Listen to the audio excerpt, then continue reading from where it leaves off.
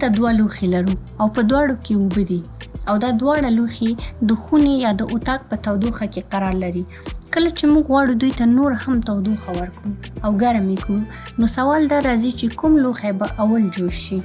کله چې موږ ویډیو چټکه کړو نو ووینو چې هغه لوښي کې چې لږې اوبه دي هغه به زر جوش شي او موږ دا بې له کومې تجربې د ورځني ژوند څخه هم پوهیږو. خو ولې؟ راځئ چې دا معلوم کړو. لومړی راځو دا وایو چې تودوخه د مالیکولونو د اوسط حرکي انرژي اندازه ده. څنګه مو چې مخکې ویډیوګانو کې هم ویلو، مالیکولونه یو له بل سره حرکت کوي او دغه حرکت ته کینیټیک انرژي وایي چې دا مستقیما په تودوخه یا ټمپریچر پورې تړاو لري. نو کله چې موږ دواړه لوښي په لومړی کې په ورته تودوخه کې کېږدو، دا معنی لري چې د دواړو مالیکولونو حرکي انرژي په اوسط ډول برابره ده. خو اوس راځو دې ته لا تودوخه یا حرارت ورکوو. کله چې موږ دواړو ته یو اندازه تودوخه ورکوو، هغه لوښي کې چې ډېرې اوبه دي، دا انرژي د ډېرو مالیکولونو ترمنځ ویشل کېږي، لکه د ډېرو ماشومانو ترمنځ چې کیک ویشي. هر مالیکول ته یو اندازه کوچنی مقدار انرژي رسیږي، یعنی د دوی اوسط کینیټیک انرژي ډېره نه ده. خو په دویم لوښي کې چې لږې اوبه دي، کله چې موږ دې ته په هماغه اندازه تودوخه ورکوو، نو دا انرژي د لږو مالیکولونو ترمنځ ویشل کېږي، نو هر مالیکول ته ډېره انرژي رسیږي. نو په پایله کې ویلی شو چې د دویم لوښي مالیکولونه په اوسط ډول ډېره انرژي ترلاسه کوي، نو د همدې له امله تودوخه ژر لوړه کېږي او دا اوبه به زر جوشیږي. هیټ کپاسیټي دلته یو بله اصطلاح ده چې موږ یې کاروو. نو راځو وایو چې هیټ کپاسیټي یا هم د حرارتي زیرمه یا حرارتي ظرفیت یا وړتیا څه ته ویل کېږي. هیټ کپاسیټي هغه انرژي ده چې د جسم تودوخه 1 درجه سانتیګریډ لوړ کولو ته اړتیا ده.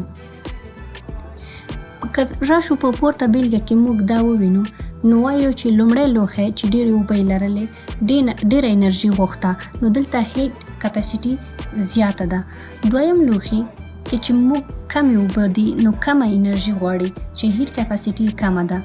که په بل عبارت موږ ووایو که چیرې موږ وزن د یو شي زیات کړو نو هیټ کپاسیټي یې هم زیاتیږي.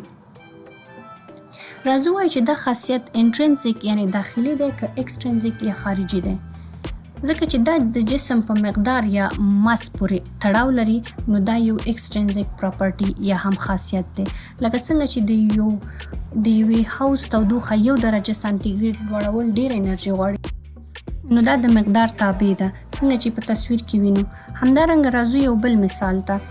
په مثال کې موږ دا لرو چې یو ګیلاس اوبه دي، یو ټوټه لرګی دی او یو هم د مسو راډ دی. دا ټول برابر وزن لري او د تودوخې له نظره هم یو شان دي. اوس دا ټول د لمر لاندې کېدو او برابرې تودوخې ته یې پرېږدو. سوال دا دی چې کوم توکي به تودوخه یې ډېره لوړه شي. تجربه ښیي چې د مسو تودوخه ژر لوړېږي، بیا لرګی، وروسته اوبه. ولې؟ ځکه چې مختلف توکي په مختلف ډول تودوخه جذبوي. لکه موږ مثال د مس راخلو چې دا زر تودېږي، یعنی لږ انرژي ورته کافي ده تر څو چې تود شي، او همدارنګه اوبه ورو تودېږي. د دې لپاره ډېره انرژي پکار ده تر څو چې دا تود شي. دلته یو بله اصطلاح ده د سپیسیفیک هیټ کپاسیټي په نامه باندې، او دا هغه مقدار انرژي ده چې د یوې مادې د 1 ګرام حرارت د لوړولو لپاره پکارېږي. که چیرې موږ دا د هیټ کپاسیټي سره مقایسه کړو، نو هیټ کپاسیټي د یو جسم د یو مادې ټول جسم په نظر کې نیسي، خو په سپیسیفیک هیټ کې د یوې مادې ټول کتله موږ ته مهمه نه ده، بلکې یوازې 1 ګرام په نظر کې نیسو. یعنی هغه انرژي چې یوازې د یوې مادې 1 ګرام حرارت موږ ته لوړوي د 1 درجه سانتیګریډ په واسطه. اوس راځو د خپل مثالونه تحلیلو. مثلا مخکې مو وویل چې مس زر تودېږي، نو د 1 ګرام مسو تودوخې لوړول اسانه دي، چې یعنی د دې لپاره سپیسیفیک هیټ کپاسیټي کمه ده. اوبه ورو تودېږي، د 1 ګرام اوبو تودوخې لوړول سخت دي، نو د دې سپیسیفیک هیټ کپاسیټي زیاته ده، او لرګي په متوسط اندازه باندې دي. نو په پایله کې موږ دا ویلی شو چې د دغو دریو موادو سپیسیفیک هیټ کیپاسټي څه ډول ده. تر ټولو زیاته یې د اوبو ده، بیا په دویمه درجه لرګي دی او تر ټولو کمه د مسو ده. اوس راځو سوال دا دی چې همدغه سپیسیفیک هیټ کیپاسټي دا داخلي خاصیت دی که خارجي؟ موږ په مخکې ویډیوګانو کې ویلي وو چې یو داخلي خاصیت د موادو په مقدار پورې تړلې نه ده او اکسټرینزیک یا هم خارجي خاصیت د موادو په مقدار پورې تړلې ده. نو دلته راځو وایو چې سپیسیفیک هیټ کیپاسټي د هر توکي لپاره ثابت ده، یعنی د هرې مادې لپاره ثابت ده. ته ماده مهمه نه ده بلکې د هرې مادې 1 ګرام موږ راخلو. نو له دې څخه معلومیږي چې سپیسیفیک هیټ کیپاسټي یو داخلي خاصیت دی.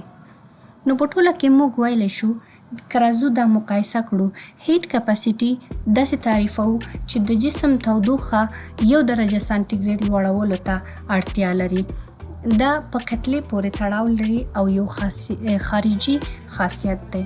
سپیسیفیک هیټ کیپاسټي د مادې 1 ګرام تودوخه 1 درجه سانتیګریډ حرارت یا تودوخې ته اړتیا لري.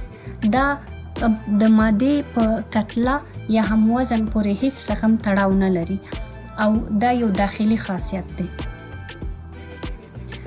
نو سپیسیفیک هیټ کیپاسټي له موږ سره دا مرسته کوي چې توکي سره پرتله کړو، لکه اوبه، لرګي، مس او داسې نور مختلف توکي.